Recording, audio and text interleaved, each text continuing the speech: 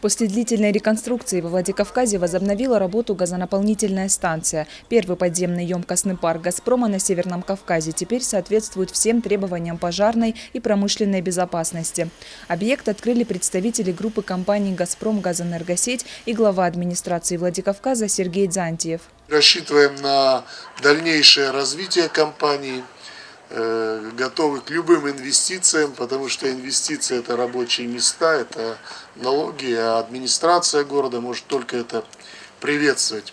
При строительстве объекта основной упор сделали на безопасность и экологичность. Все 4 резервуара находятся под землей. За работой объекта круглосуточно следят с помощью специальных датчиков. Станция может переваливать до 30 тысяч тонн газа в год. Это в 2 раза больше, чем до реконструкции. Основными потребителями станут автомобильные и газозаправочные станции республики. Северная Осетия потребляет большое количество сжиженного газа и имеет очень высокий показатель по уровню газификации автотранспорта сжиженным углеводородным газом в России.